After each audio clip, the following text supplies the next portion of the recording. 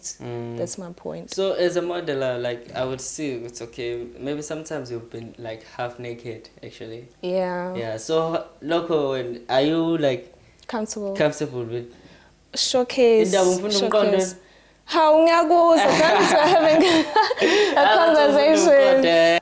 I need to find which interview went well. Yeah. So yeah, it's akangikhohlwa ungisizile kakhulu. Even njengoba ngithole nje le title le nayo search, it's because of indlela besenza ngayo besebenza ngayo before i-competition nje bese usize kakhulu ngifuna mama. Yeah, qinisile futhi and kubalekile futhi abazali bethu ukuthi yabo to have that.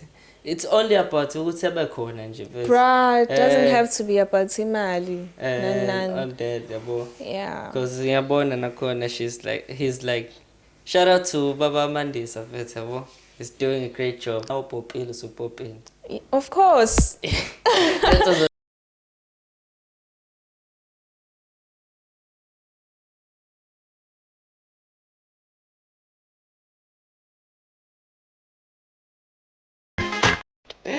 What's up, everyone? It's your boy.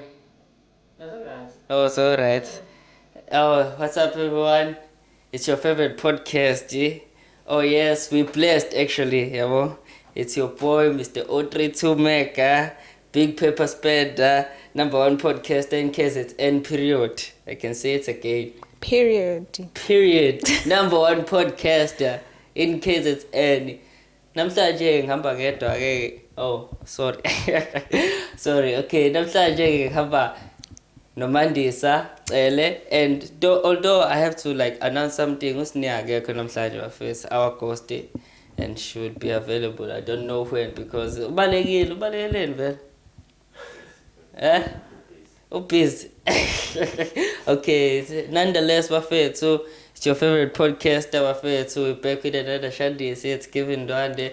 I hope you are liking, commenting, and doing all that shit that you're supposed to be doing bafethu. Today we have our model, our Miss Unity KZN Ambassador of 2024, the hottest, the ngisho kabi manje.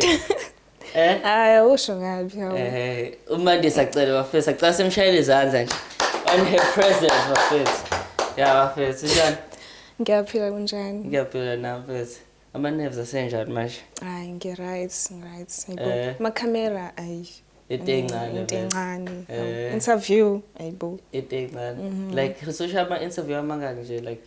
I think this is the third interview, yeah. As you can see, it's growing. Koda, it's the first interview by podcast. It's podcasting. Yeah. Yeah, but so I want you to take us through your journey actually of being of being like the person you are today, yabo. Yeah. Like I want to like dive through, yabo. To Mandisa kahle ngimazelapi, ngifice TikTok mina, yabo. I'm followish. I followish. Yeah, you did. Yeah, actually. And I was inspired. Now, like people from the O2 always inspire me to be like, okay, now I need to reach that level that they're in because she's on another level actually. Period. That's on Pearl. Yeah, she's going to like tell us about herself, tell us about her modeling career and everything that you want to know. But she's a young inspiration to many young kids. And we are keeping doing what we do best. It's bringing you all the favorite podcast. Nama episode that blind. So Mandisa, can you recap on us on like who you are actually? Yeah. No, mina ngumandisa Cele. Actually, I am Shezi Portia, yabo. Kodwa abantu abaningi bangazi ngumandisa Cele, so ingakho I prefer ukuthi ngibize ngumandisa Cele. I was born here in Durban, but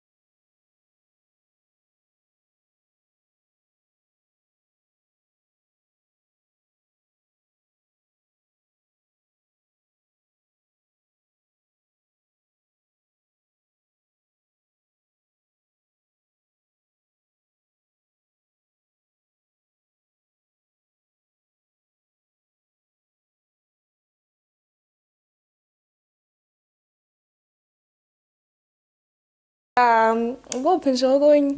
And also guys, I've been working laphana eMcDonald's part-time.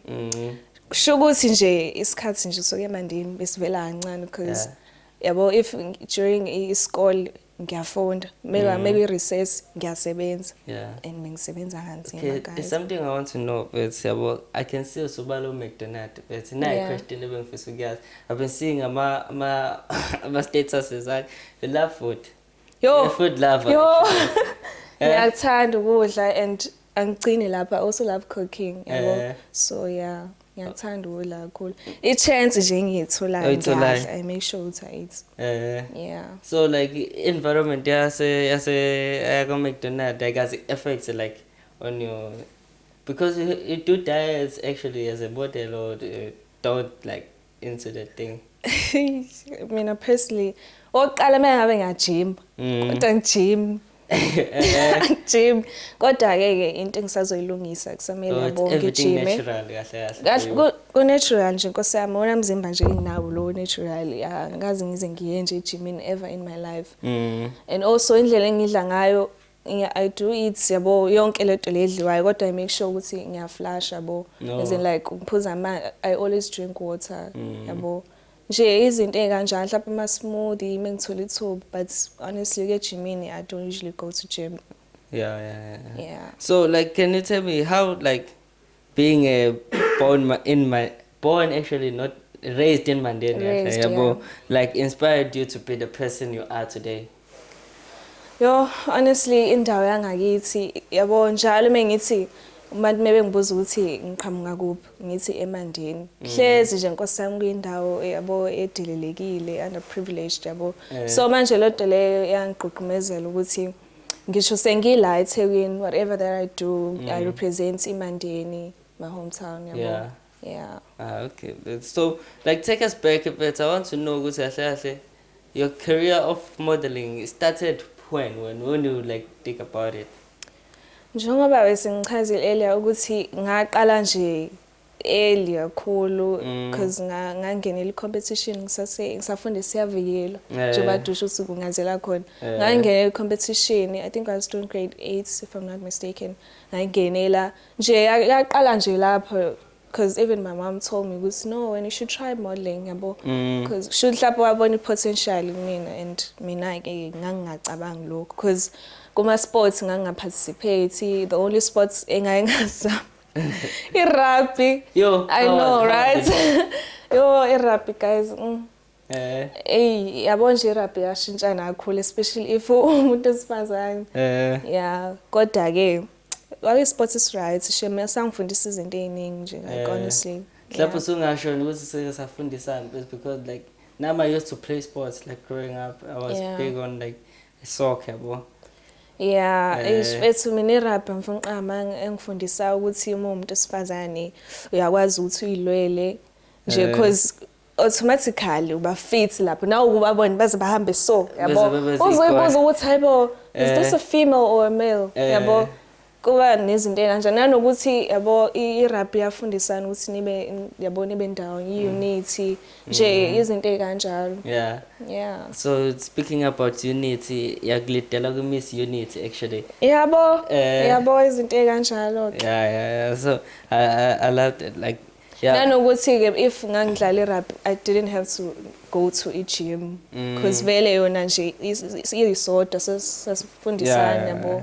And irabha tends to like if you were playing it at a young age it tends to like as you grow you can see umuntu hlapha sekwa like maybe it's ama muscles are like you can asakhona mfethu yabo asakhona kodwa asakufani naqala yo indlela engangiwalka ngayo wangathi hlaphe yabo ngathi ngilesbian kanje because honestly bagcina sebe data border vele khona because in most cases jalo kuba mokuthi amantombazane kusuka amantombazane odwa mokuthi amajida odwa yabo so iyashintsha nje nani physical appearance yakho ugcina sokungathi yabo but sekungconyana manje kodwa ama-muscle asakhona ngisafit ngisangaginqa phansi manje wena hayibo ngiyakutshela speaking about dating a girl have you like dated a gender honestly speaking nje babami how uzokushayela like it's complex question. Have I dated what? A girl, like. Yes, what's I the- had, and that is the worst decision Experience. ever in experience. Worst. Indaba Like angihethwa umuntu ofana naye. Uhetheka kanjani manje phela, Hayibo. 'cause, like no feelings involved. No feelings kuphi? Dating another girl. Bro, why are we dating if no feelings are involved? Why? It's a girl, bro. Like it's not the same. Hey, kodwa what I know is ngangisemncane ngisabhayiza. Kodwa nje angeke ngiphinde shame ngifuna uqala amanga. How like lo muntu lo mfethu ngamthola esedate nomjida futhi. Kanjani ekubeni engishintshile kanami how ungafika ngashintsha yena because uyena mfethu ngishela. Uyena mfethu ngishela. So manje hayi ngeke mfethu nje US experience ever nje le. Waphatheka kabi nje like hayi bo mfethu ngaphatheka. Hayi bo mfethu ngaphatheka kabi nje ngifuna uqamba. Hayi bo mfethu ngaze ngihethe umuntu engifana naye. Hayi ngeke mfethu hayi. Yabo ngayijaja bandami ngathi cha manje singayijaja manje ngayijaja nje. Usuwacabanga nje ukubuyela mhlawumbe from that Cha, point. no. Why not? Ngingikwazi. Because phela amantombazane seems like these days apusha lo agenda le. No, mfethu abanye bethi kusuke kwenzeka impela uzumbona umuntu babe serious ngempela abanye bazimeshade yabo mhlawumbe usuke ikhona lo feeling lokho. For the meantime phela ngeke ulokhu like shade umuntu. Bakhona. Intercourse like how does it happen? Mfethu zikhona indlela ngithi sekwaba ne technology ukuthi bekwazi ukuthola ingane nani. But in terms of i-pleasure ke nani bayazi bona ukuthi benze njani. Finger. Hayi bo. Asekudona ukuthi to baba wakho uzoyibuka letho but then sorry baba Mandisa mfethu yabo exolele. Ngizoshawa yona. Uzoshawa yes I got a lot of it. So like tell me mfethu, since you've been like a model, like what like struggles have you come across when personally? I struggle nje ukuthi I have to be strong for myself and not just for myself only because khona abantu abaningi bebebukela kumina nje nanokuthi struggle ukuthi I didn't receive support that maybe I needed or maybe I expected from abantu bengazi ukuthi sijwayelene nabo or maybe we were friends nabo or maybe we related nabo yabo I didn't get much support but ke lokho it didn't matter egcineni because I made it yabo and kungisizile futhi because ngikushintshile lokho kwaba i-pressure ezongiphusha ukuthi to actually noma ngasawinanga mhlawumbe i-crown ebengidinga but at least I get to walk away with something yabo. With something yeah. Talking about crowds, but how was it like to win Miss Unity KZN? Yo bruh, the feeling okay bruh.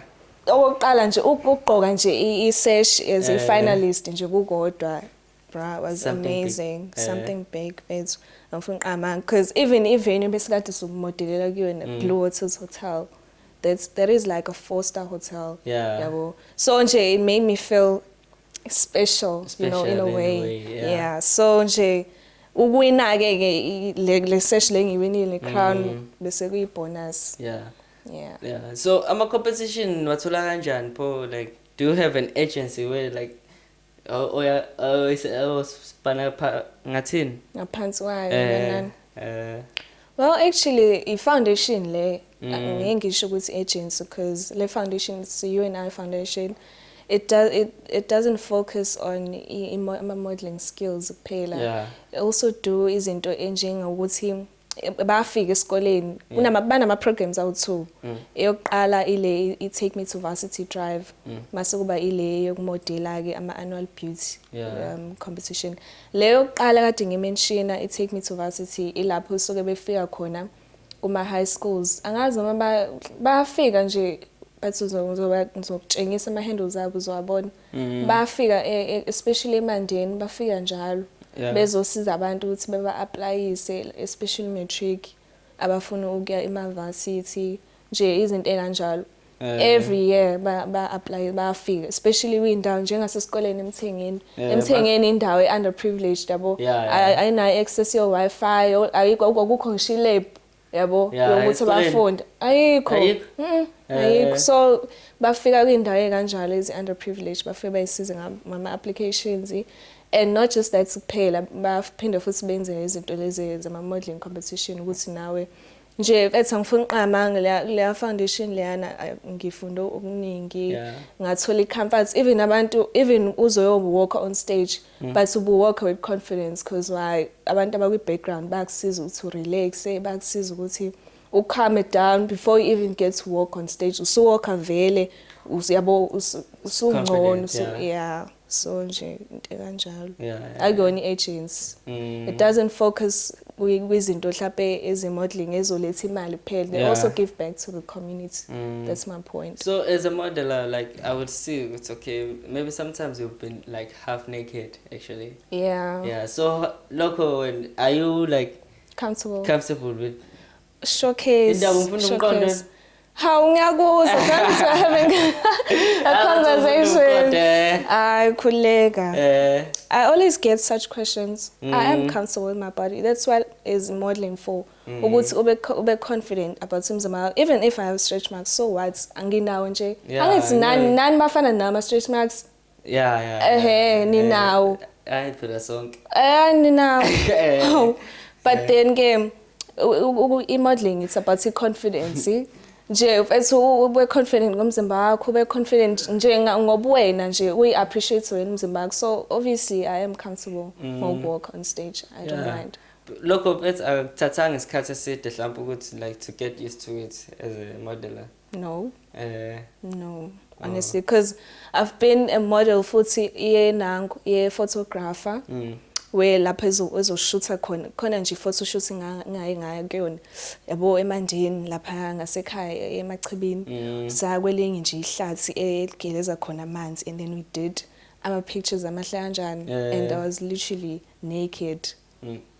Naked. Who was like behind the camera actually? The camera guy. Honestly it was an honest photo shoot ungacabanga izinto ukuthi ngicabanga honestly ngisayishaya nje photo shoot ngangicasheka ngangimeka nje eduze kwenango kwegatsha nje mfethu leza ithombe nje izinhle but abantu bangijaja ke but I think ilapho engaqala khona kuba ngabe uyijwayele camera in terms of being half naked or whatever. Speaking about that but khona le situation ya Chidema yabo like do you have any view on like since now you're a modeler let's say you move to another country and then situation like that happens to you how can you like feel about it?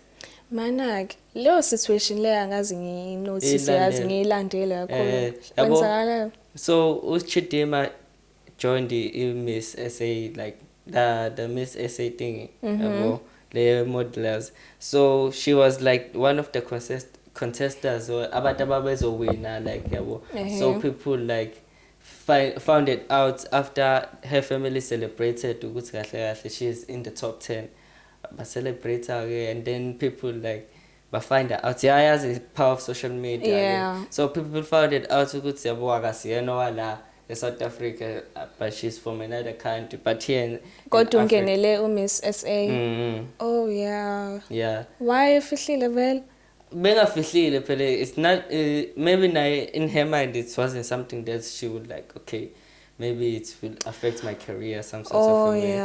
No bethabo ngifuna uqama lezi zinto lezi ze modeling ayilimithani yawazi ungena ngisho nginayo experience abalimithani abajajani yonke lo nto so I think ingakho engenelile wangayibona into wrong ngalokho ukuthi phela vele ke when it comes to social media it's either bayapraise or abapraise bagxeka so I understand but mengathiwa mina ngiba kuleyo situation angifuni nje uqanga amanga angazi because angazi ngibe kwi situation kanjani ngazi futhi ngicabanga i situation kanjani but ke I level yongabi nandaba nokuthi mhlawumbe ngiphophela kwinto engisuke ngifuna ukuyenza ngaqhubeka nalokho ngakusebenzisa ukuthi kungibuildele mhlawumbe kunyuse kakhulu kunaqala njengo Sign Bush angizubona ukuthi may trenda since trendele izinto engekho right but yena it's how she makes money out of it so now I could change that and make it kube benefit kimi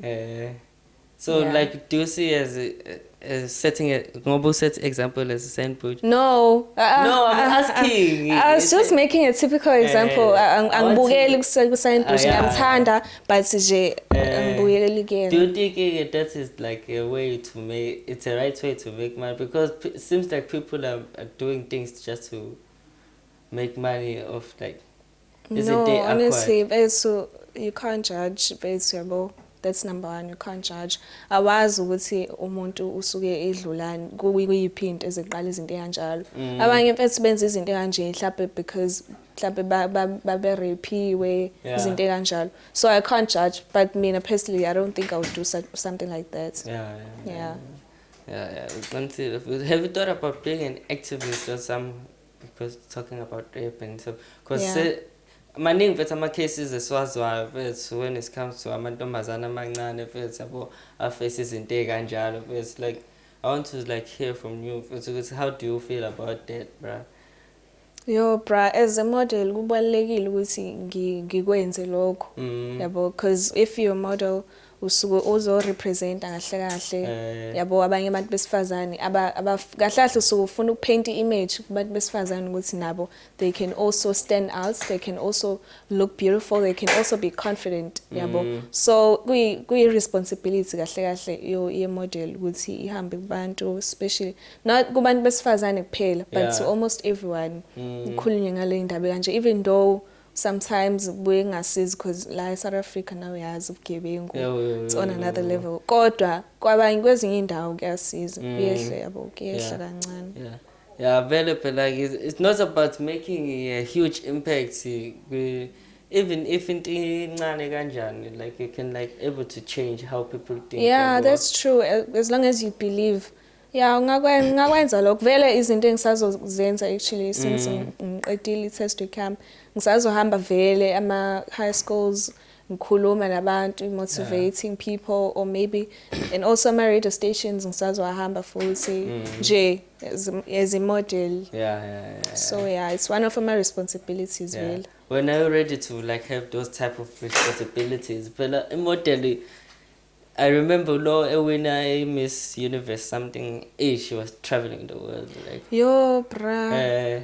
Now it seems like you're in that pet because I can see it now. It's just status and be like, so we ready or when's none? Yeah, mfethu mina I love working. Mfethu ngeke uzongithola kukancane nje uzongithola mhlawumbe the whole week ngingazi ngibe busy. I'm always around. If ngenza ama interview ngenza lokho, if ngamodel kuningi yabo, I'm always a busy lady. So I think I'm ready ukuthi ngikwenze lokho. Ngiyakujabulela nje kakhulu to work with ama brands futhi yabo, so sesoshoot i-content nani ngakujabulela kakhulu for ama brands ngicela nje no mention aweze wonke Wozani yimi i-brand ambassador yini nayi camera yakho Wozani ama brands ngiready ngilindeni nje don't worry afike mfethu azowenza into yakhona mfethu efanelekile kahle kahle yabo. So like tell me mfethu ukuthi like I saw like you baba wakho awumkhohle baba wakho in every like situation mhlawumbe I think he's your friend actually. He a bit about ngathini kulonyaka I think sine relationship ethanda ukuba friendship kanje akufani shame. So like how has like support yakhe has been like how it's played a pivotal role in your career kahle? Yo mfethu, it played a lot of role. Ngathini ingithathe nje yangibeka kwenye on a different level because manje I got to be exposed kwizinto eziningi like social media. Yabo nje abantu my dad is well connected kokuqala nje lokho. Kwesinye isikhathi ngihlale naye kanje. So ukuthi uzothi hayi manje sisambeni sila mhlawumbe eWestville or mengithi hayibo ama celebrities phela lapho and then vele kudumele trend le hayibo uyena you know. So I get to be exposed mhlawumbe sengizoshare i-lunch ne celebrities zeni.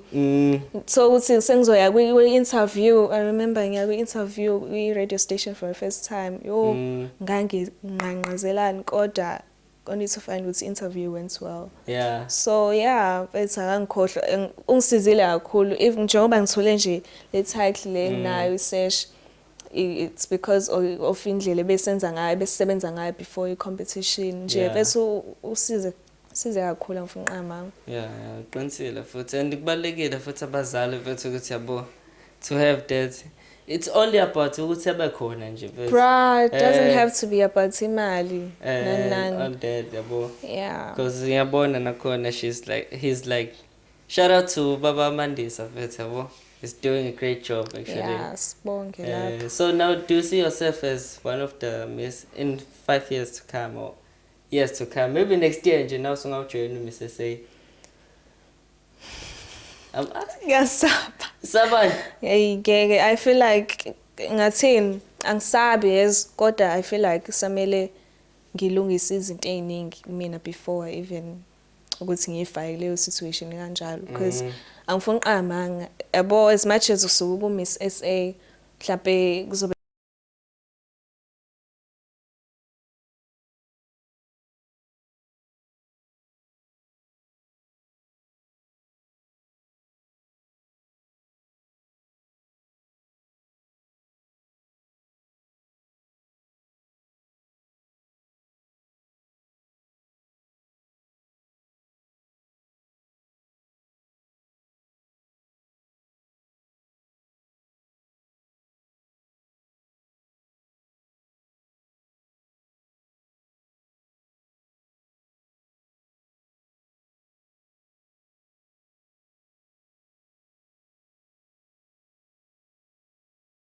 of Miss Universe KZN, like it doesn't come with any other kind of pressure when a bit. it does kancane because manje especially ubaba njengoba manager yami yo yabo nje izinto eziningi I don't have to post them kunama limitations ukuthi what if yabo thothi mhlawumbe ukuthi mhlawumbe kusuke kuyi-paid promo or whatever kodwa nje ngisuke ngi-appreciate leyo nto leyo ngisuke ngiphethe but then I can't be showing izinto ngazi kahle ukuthi yabo because manje mhlawumbe ukuthi sekuqhamuka ngisho umuntu efuna ukusebenzisana nami mhlawumbe mase ebona izinto ekanjalo ezenzeka but nje other than that ayikho pressure ngoba ngisuke ngenza into engiyithandayo. Yeah, speaking about paid promos phela ngiyabona ama status akho bra kakhulu futhi because ngeke ngibone ukanandosi or somewhere like do nalo touch le niyokuthi kumele ngabangikhokhela no phela ngithi nami mhlawumbe ngaleso sikhathi no like honestly nami I'm still building i-brand yami as uMandisa Cele and also as a model. So mhlambe in the future ngaba khona indlela zokuthi yabo not even in the future starting from now mele ngabe nje khona okwenzekayo. So but manje ngihambile other than being a model I'm also a human so I'm allowed ukuthi ngiye kwindawo ngiposte nje. So yeah nansi baba wakho ngathi bathi yazazi izinto mina like speaking to you ubekhuluma izinto mhlawumbe like umuntu mhlawumbe lesengibeka ibhodlela Coca-Cola la I'm giving them free advertisement actually. Yeah, that's true. And futhi into ebuhlungu ukuthi they won't recognize ngeke baze bayisho nokuthi oh we saw that Coca-Cola thank you for advertising. They won't. They would just like they won't pass by. Bazobona nje besho ukuthi oh yabo kanti abanye bakhokhelwa for izinto ekanjalo while wena advertise for mahala. But ayikuyona into embi leyo akuyona into embi because vele nathi sigcina ngosuku singabantu nathi vele sayidinga vele lezi zinto siyithenga so qinisile. So like I want to know from you like i-brand yakho where do you want to like take it like wena as Mandisa Cele Mfethu nje oqala isikole sinzima. Sinzima isikole guys kodwa it's fine. So ngenzela ukuthi hayi ukuthi ngeke ngize yabo ngizo drop out ngeke drop out guys as long as ngaye uNSFAS ngeke nje nguyeke but then ngenzela ukuthi kuyenzeka phela mfethu sofunda sonke high school kongabe khona abanye bazoyivarsity sifunde sonke varsity kongabe khona abanye bazophumelela ngaleyo profession esiyenzayo so ngenzela ukuthi in case mhlape apopi ngapha Yeah. popi ngala but even if it does modeling mfethu into engithandayo ngizoyenza ngisho ngonjiniyela ngizokhumula ibhuthi ngifake iCrocs model stage Talking about ukupopa sethi now upopile usupopile. of course That was a far. yeah Sure.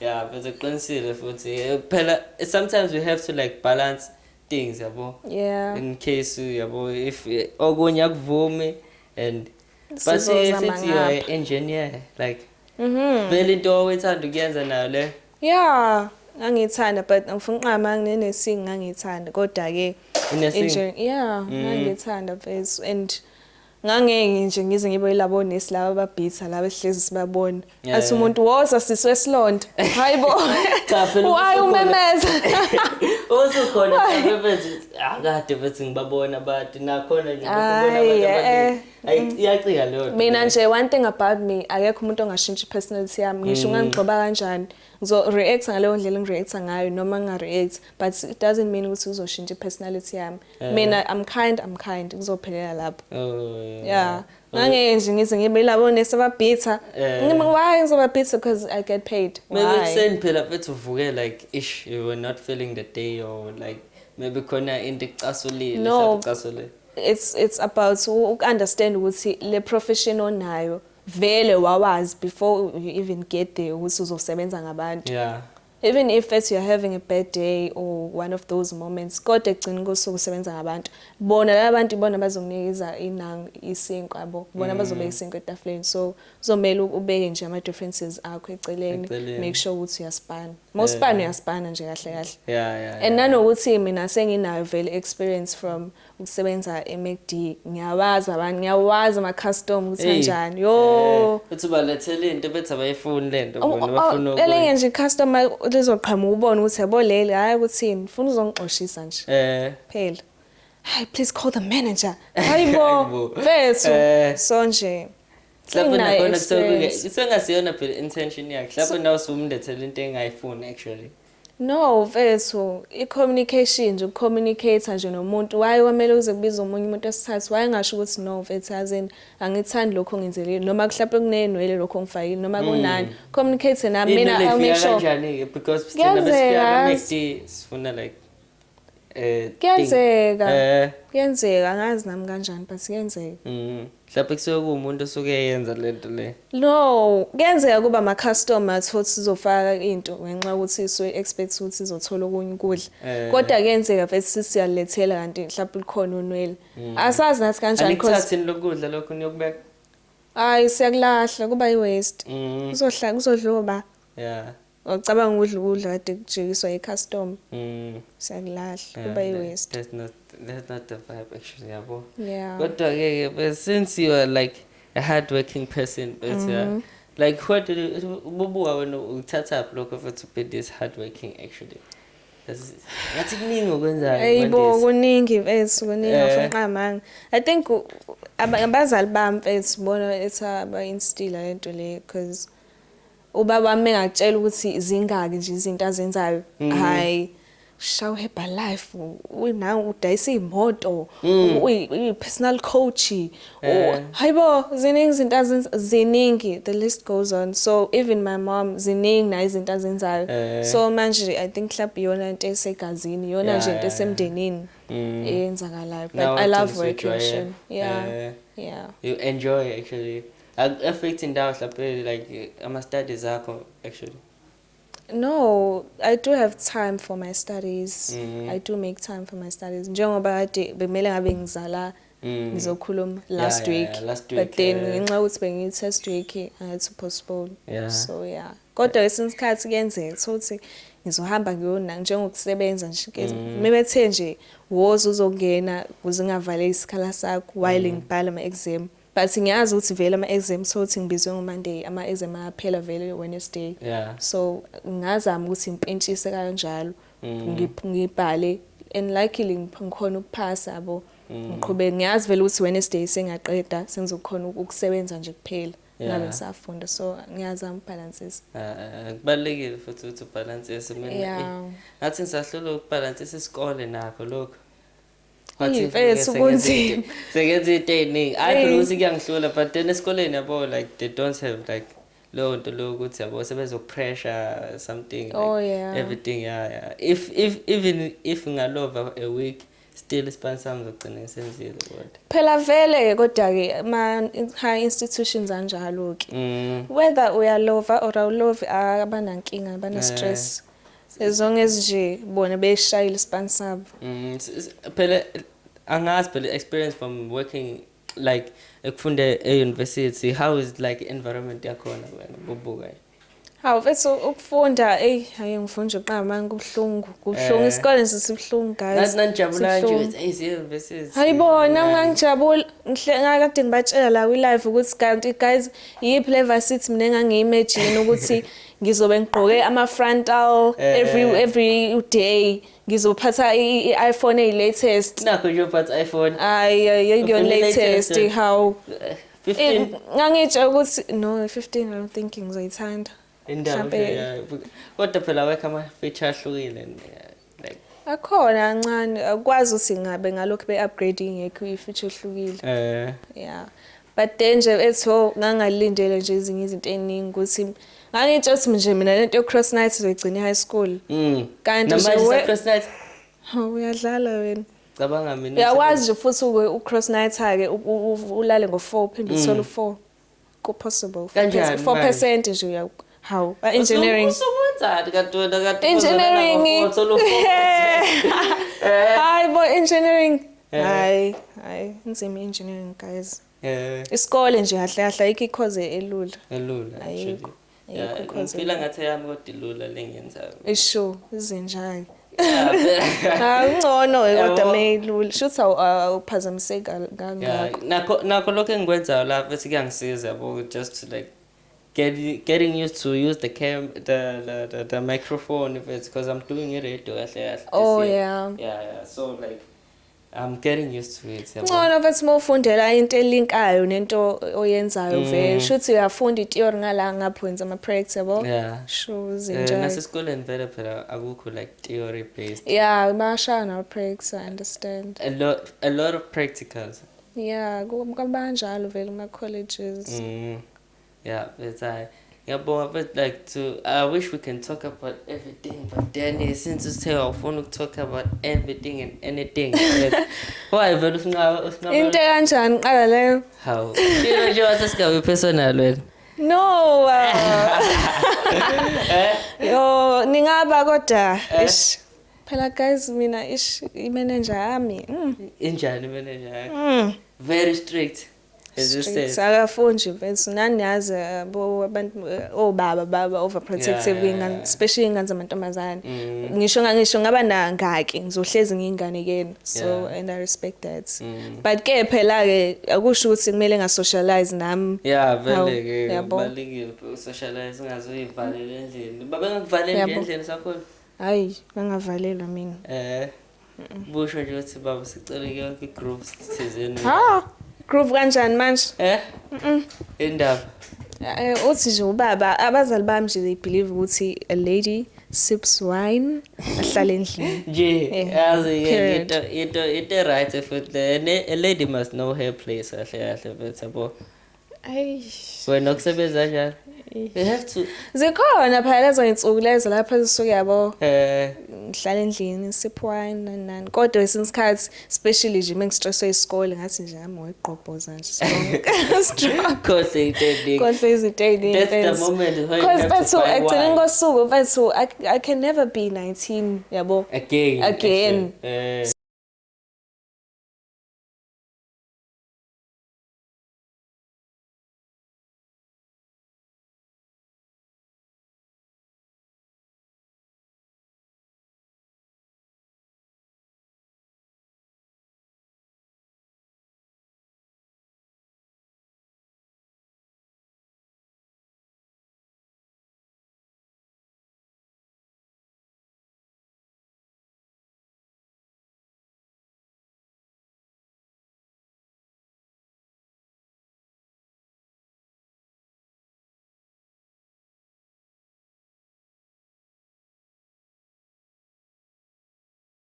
especially black parents Yeah. ngeke baze besho ukuthi yabo bese ngeke baze babe straight ukuthi no kahle kahle ungajola Yeah. but then bazoya left and right. lapho Yabo. Imagine yabo. if basivumela ukuthi mhlambe sikwazi nathi ukuletha abantu bethu like emakhaya ngabe disaster disaster. ngabe usuletha abantu abangaki How mhlawumbe exactly disaster wena even no, never phela abazi phela angithi vele phela you have to know your like umuntu engaze bena-40 engasemletha umuntu ekhaya like no it's respect nje bethu nanokuthi nje bethu once yabo kwesinye isikhathi kufana nalama relationships la dumile ayikho kancane ukuthi last yeah so ngathi ungazama yabo to keep things private. yeah Now you are a private person then. yeah I am as much as I post every day but I am a private person. I saw you saying thank you to my man. Angazi wayenzani umuntu. Edaba. No, Wakwenzelani? Not to name names. no, actually. honestly, Vetsu has been supportive since day one. Yabo. Ngimtshela ukuthi I entered a competition, modeling competition. I'm thinking of entering a modeling competition. Wathi, do it. Yabo, Yeah. ngizoba khona from day one kuze kube sekugcineni. Na impela Vetsu waba He's khona. been there. Ngiyakutshela. Yeah, that's a great thing actually. Yeah. Yabo. To be supportive of it, yabo. Vetsu wadala nje iqiniso Vetsu. Walidala. Iyazakala ukuthi asemandeni bekethi ke yabo the time yabo bese sengihlalile ngiyamuzwa umuntu asemandeni Yeah, asemandeni Vetsu. udala nje ngiyasho sithi damn Hayi Vetsu wangidalela iqiniso fuqamanga. yeah and that is important to be supportive bro like yeah. So that's in push this cut Sifika njani lana? Sifika njani? No. Akufani so isikhathi. Yeah. Phela mfethu somdala manje sothi singaze sifihle ide kanjalo. Yeah, that's Yabo. true. So isikhathi it's almost a year. Oh, that's good. It's Yeah. like so we celebrate nje 1 year anniversary ningimeme ke nami. Khuleka. Angikhathazeki. As long as ungeke ufene ama-camera. So let's shoot nje capture awukoba nawe nje live manje. So shothi mase wenziwani mase yapost angifune relationship epostayo mina impostoli. Again impostoli. Yeah, but there's a lot we can talk about Monday, so but then I wanted you to like tell us a bit more about yourself, and we really appreciate you for coming by on our studios actually, yabo. Yeah. As we're about to wrap up the show, so next time esengafika mhlawumbe uzobe so Miss SA. Showcase nakanjani? Nakanjani? Sure. Yeah, Miss call Miss KZN like Yeah, never neglect le. No, kuya ngenange foundation noma i-agent behind ukuthi kuya ngayo kwesinye mhlawumbe kulonyaka lo izoyiqamba as uMiss Unit kulonyaka kuba uMiss World so akufani. Yeah, ngaphandle ke mekusuke njengoMiss SA uyinto nje vele estandard ukuthi badila nje no Miss SA kuphela. Yeah. Oh yeah. Phela izinto enjalo fanele uzazi nawe as a model ukuthi okay lokhu kusebenza kanjani Hayi khule ngiyazazi nje izinto enjalo. Ngoba vele into zakho vele. First I do some research ngihlezi ngilala phela usuku ngicabanga ngemodeling. Yeah, and that's how phela everything comes to life when you think about it every day you just like lapho I also entered for dance the cha. Ngifuna ukungenela so that I can improve flexibility yami yabo even mengiwalk on stage you know. Yeah. Be like so flexible. Yeah. Balekile ukuba flexible if umuntu esifazane. Yeah. Do yoga and all that. Yoga. Why? How yoga phela sebabona. Pretend laphana ngithi kanje why? For the sake of being flexible, and that's when uthanda ukuba flexible. Oh, hayi phela ngai fold imlenze kodwa folding imlenze it's about what? Ikuningi okwenzakala. It's about Yabonga. I am flexible ngakhona kwamanje ngimfozela. Yeah, I am flexible. I am. Yeah. That's a great thing, bro. Like, we appreciate you for coming by, bro. Like, Yabonga Vietnam. As me know inbox.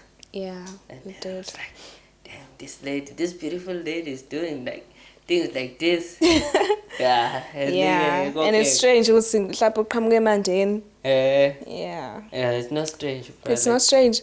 Mina ngiyadiscover yazi abantu. Hey, ngeke. I have a power to discover people actually. Not like, but I know. Yeah, and 'cause, I can understand that. Own it.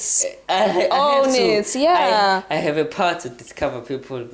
Yes, But yes. then angifuni lokhu nginame abantu abaningi ukuthi okay, Yeah, I can understand. Yeah, but then look of it, it's really important. So like, what's the message that you have kept for your younger self? If it's okay, what like now usuyambona ke manje ngathini ke?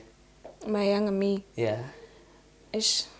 As in like izinto engangizenza noma Like looking back based on phela what? let's say nephet lapho mfethu suhamba khona okay lokhu mhlambe khathi ngisamncane mhlambe let's say sekuedaphile to be the person that you are today. No, yeah. No, honestly, bethu yonke into ebengiyenza mina ngisesemncane yonke nje ilidela ekuthini ila sengikhona manje. So I wouldn't say ukuthi kunezinto ebengizenza I regret. Izinto eziningi bezenzeka they happen for a reason. Yeah. Yeah. Oh. My thoughts. Sorry, but yeah, but expensive. But like, thank you for coming by, Miss Unity KZN ambassador 2024. in the building, bafethu. Yes. Yababona sebebluzile nje babuka wena nje abasafuni ngisho ukuthi asafuni Nicole question ona bese kaze siphethe bafethu. Maybe next time. Thank you for having me Nkosi yami ukuthi nje mina ngangazi ngicabanga ukuthi lapho khona umuntu ongangibiza like I really appreciate it. As I said, I have a power to like say something in people and Okay. hey. Thank you for having me. Nani nje guys behind the scenes ngiyabonga kakhulu. Yeah, shout out to Ncebo. Yo. Lapho uyangithusa bengilokhe ngimbuka ngisho ukuthi hawu ma. Na akasablush nje. Hawu. Akablush nje ublusha. Uthule nje ngiyasaba. Shout out to Smokey, but that's my guy Smokey. Yeah, shout out. Shout out to Smokey. Shout out to you, Mondays, our friends. This is the Flu Podcast, my friends. I hope you enjoyed this episode, my friends. So, to anyone who's watching this, my friends, just know whose dreams do come true. It's as you can see. Yeah. Yeah, boy. Mondays, my friends. Yeah, boy. Everything she talk about, it seems like everything is coming to light, my friends. So, yeah, boy, to everyone who's watching this podcast, my friends, keep on supporting. Don't forget to comment, like, turn on the notification button on, my friends. So for anything, handles everything. Go TikTok, it's Mandisa Cele, and Instagram, it's mandisa.cele_.